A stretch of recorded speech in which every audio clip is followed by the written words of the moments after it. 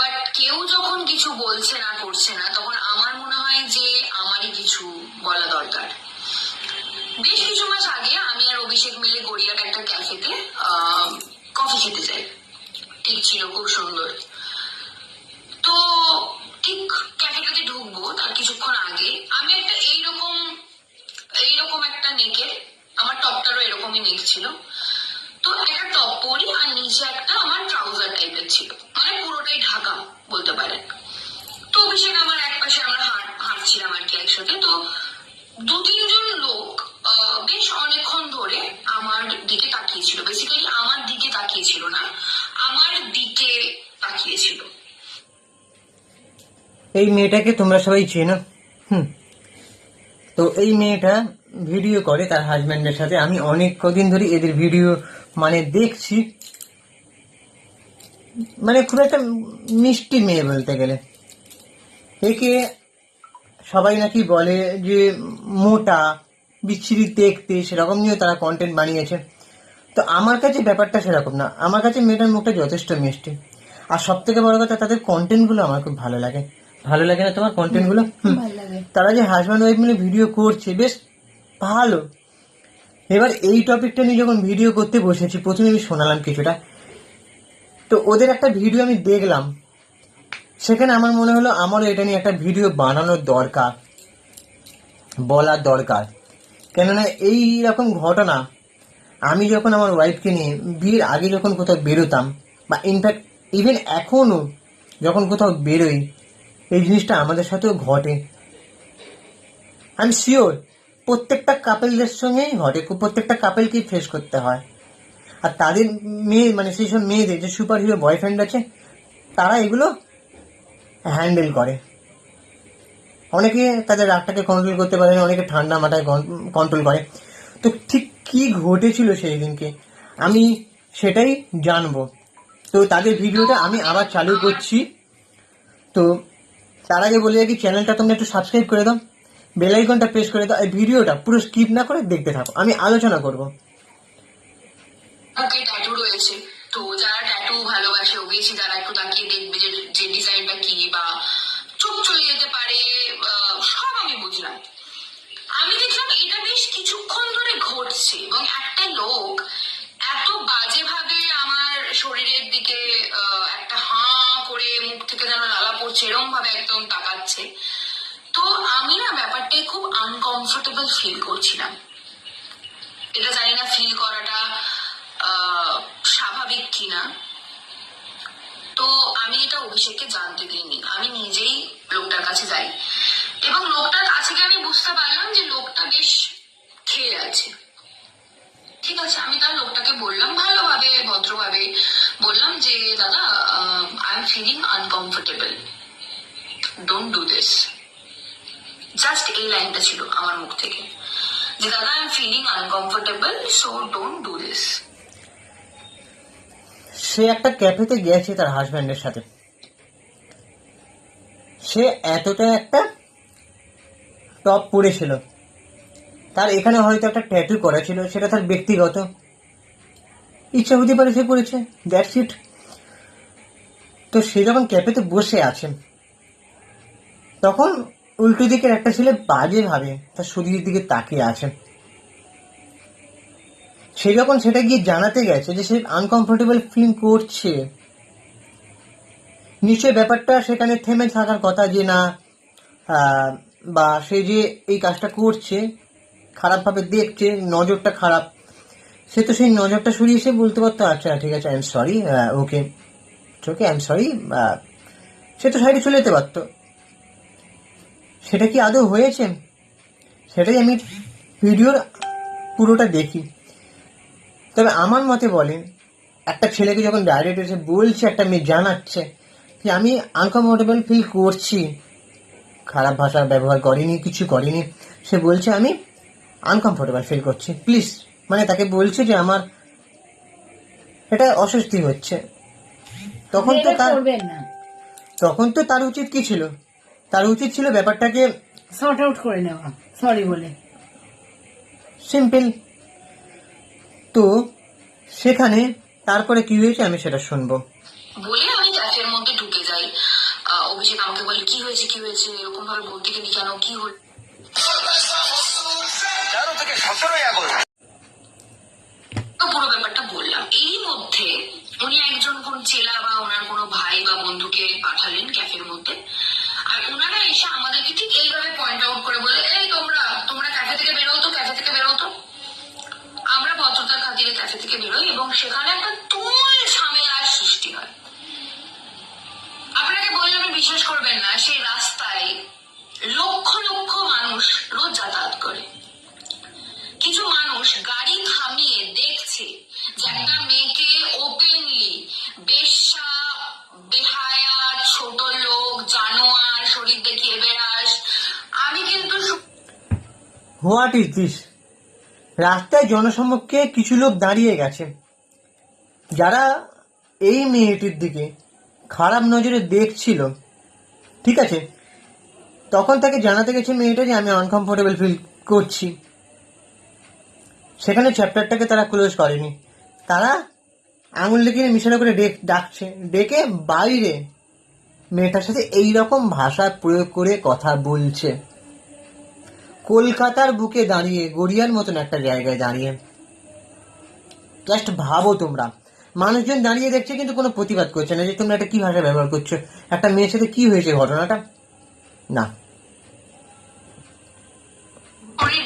দেখানোটা যায় না কাকে বলে, এরকম একটা টপ পরে বাইরে বেরিয়েছি আমি। গড়িয়ার কলকাতা শহর আমরা যেটাকে বলি, গড়িয়ারটা খুব চেনাশোনা জায়গা অবভিয়াসলি সবার কাছে। সেরকম একটা জায়গায় দাঁড়িয়ে একটা মেয়েকে ওপেনলি বলা হচ্ছে যে দেখাচ্ছে তো অবভিয়াসলি তো আমরা দেখবই, এর থেকেও কত ভালো ভালো আমরা দেখে এসেছি, তা এটা কেন দেখবো না। সেখানে আমার মানে কি বলবো, আমার ভালোবাসার মানুষ দাঁড়িয়ে আছে এবং সেখানে অভিষেক তাদেরকে ঠান্ডা করানোর বহুত চেষ্টা করেছে। দাদা ওর আনকমফোর্টেবল ফিল হচ্ছিল বলেও এরকম বলেছে। শেষে না থাকতে পেরে ও চিৎকার করে এবং ওখানে দাঁড়িয়ে লোকে তামাশা দেখে যে আমাকে বলা হচ্ছে ছোট লোক, রেন্ডি, বেশ্যা, তুই দেখাবি তো কেন দেখবো না, এই ধরনের কথাগুলো চিৎকার করে ওই 3-4 জন মিলে বলে যাচ্ছে এবং তারা প্রত্যেকে কিন্তু মদ খেয়েছিল, প্রত্যেকে। শেষ অব্দি আমি দেখলাম আমার মতো বয়সী বা ধরুন এই 28-29 এরকম বয়সে যে পুরুষরা থাকে, তারা রাস্তায় দাঁড়িয়ে ছোলা খেতে খেতে, গল্প করতে করতে, সাইকেল থামিয়ে, বাইক থামিয়ে ব্যাপারটা কিন্তু দেখছে, কিন্তু কোনো প্রতিবাদ জানাচ্ছে না। এইবার না দয়া করে রাস্তায় নেমে লোক দেখানোর জন্য উই ওয়ান্ট জাস্টিস বলে চিৎকার করবেন না প্লিজ। আপনাদের এই প্রোটেস্টটা না ফেসবুক, ইউটিউব আর ইনস্টাগ্রামে সীমাবদ্ধ। কয়েকটা গান লাগিয়ে দেবে, ব্যাস ওটা শেয়ারের পর হতে থাকবে, আর এর থেকে বেশি কিছু আপনারা করতে পারবেন না। আজকে আমার সঙ্গে যে ইনসিডেন্টটা ঘটেছে, আমাকে রাস্তায় দাঁড়িয়ে যেটা ফেস করতে হয়েছে, ভাবুন তো যদি আজকে সেখানে অভিষেক না থাকতো তাহলে আমার সাথে কি হতো। একটা মেয়ে একটা টপ আর ট্রাউজার পরে বাইরে বেরোতে পারছে না, একটা মেয়েকে দেখা হচ্ছে ওরকম ভাবে, ওরকম লোভের চোখে। আমি শুধু গিয়ে বলেছিলাম কি, দাদা I am feeling uncomfortable, please don't do this. এটা বলার জন্য ক্যাফে থেকে বের করে ওখানে একটা তামাশা ক্রিয়েট করে যা তা কেস করা হয়। শেষ হলো কি জানেন, আজকে আমার মায়ের বয়সী একজন ভদ্রমহিলা এসে আমার মাথায় হাত দিয়ে বললো, বাবু তুমি বাড়ি যাও। আমি কান্নার রাস্তায় ভেঙে বললাম, কেউ আসেনি বাঁচাতে, নো ওয়ান।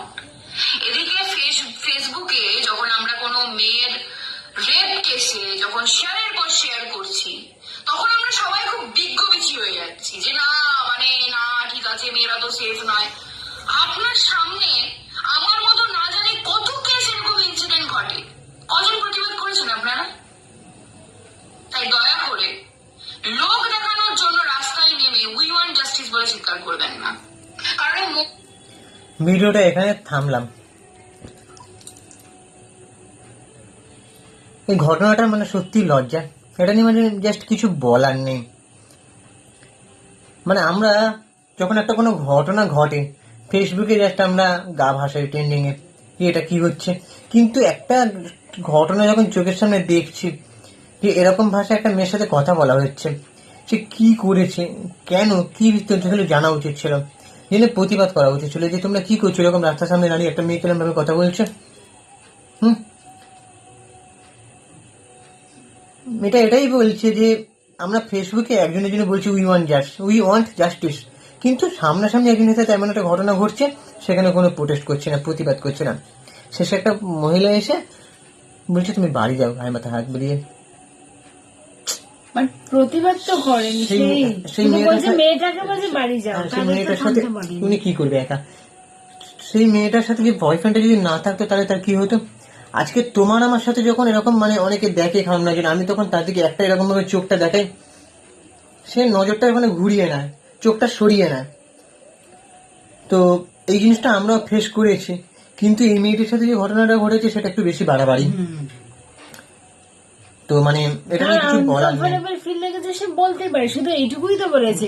ওটা নিয়ে একটা ভিডিও তারা যদি করতে পারতো লাইভ করে ভালো হতো, হয়তো সেই সিচুয়েশনটা তারা পাইনি, করতে পারিনি, তো তাদের মুখগুলো দেখার ইচ্ছা ছিল। তবে আমি যদি সেই সময় থাকতাম আমি অবশ্যই প্রতিবাদ করতাম, আমি আবার অবশ্যই এইসব ব্যাপারে চুপ থাকে না। আবার ডিং করেছিল, মানে আমাদের কেমন সমাজ, লোক প্রতিবাদ করছে না, নিজেরাই ভুল করবে বা নিজেরাই গলাবাজি করবে, কিছু বলার নেই। তবে আমি বলবো এই মেয়েটার ভিডিও আমার খুব ভালো লাগে, আমি দেখি তো ওদের অনেকগুলো ভিডিও, আমার বেশ ভালো লাগে তাদের কন্টেন্টগুলো। তো মেয়েটার উদ্দেশ্যে একটা কথা, তুমি ভয় পেও না, তুমি এবার থেকে একটু ভালো করে সাবধানে থাকবে। আমি জানি সাবধানের মানে সাবধান বলে এর কোনো কথাই নেই, মানে এখন যখন যেখানে পাচ্ছে সেরকম ঘটনা ঘটে যাচ্ছে, কিন্তু তবু বলছি তুমি সাবধানে থাকবে। আর যদি বাড়াবাড়ি হয় পুলিশের থানার অভিযোগ জানাবে, কিছু একটা প্রমাণ কালেক্ট করার চেষ্টা করবে, রেকর্ড করে হোক, অডিও রেকর্ড বা ভিডিও করে করলে আরো খুব ভালো হয়, তাদের মুখগুলো সামনে আসবে। তারা যখন ড্রিঙ্ক করেছিল তুমি লাইভ করতে পারতে একটা, হয়তো সেই সিচুয়েশনে ছিলে না। যাই হোক, তো এই বলার ছিল আমার, যে ভিডিওটা তুলে ধরে এটাই আমি বললাম যে এটা খুব খারাপ ব্যাপার ঘটলো। সবাই যদি সাবধান না থাকো, আজকে অনেক কাপেল আছে, আমরা রাস্তাঘাটে অনেক কাপেল দেখতে পাই, এরকম কাপেলরা এরকম হেনস্থার মুখে কিন্তু পড়ে। ছেলেরা তাদের গার্লফ্রেন্ডকে বা তাদের ভালোবাসার পছন্দের মানুষটাকে আগলে রাখার চেষ্টা করে।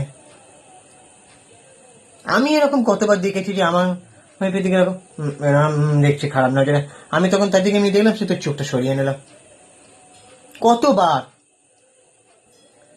সো যাই হোক, তো সব কাপেলরা ভালো থাকুক, তাদের সাথে কোনো রকম কোনো ঘটনা যাতে না ঘটে, খারাপ ঘটনা, সেটাই চাইবো বলে এই ভিডিওটা এখানেই শেষ করছি। তোমরা কমেন্টে তোমাদের ওপিনিয়ন জানাও, চ্যানেলটাকে অবশ্যই সাবস্ক্রাইব করে দাও। আর আমি ইনস্টাগ্রামে আছি চিঙ্কি বাবু 2531, মৌশালী.দাস31, আর আমাদের কাপেল আইডি হচ্ছে ইনস্টাগ্রামে সুপ্রিয় পৌশালী, কোনো রকম স্পেস দেবে না, সুপ্রিয় পৌশালী, এইসব PRIYO PO এসে ওখানে গিয়ে ফলো করে দাও। টাটা, দেখা হচ্ছে পরের ভিডিওতে।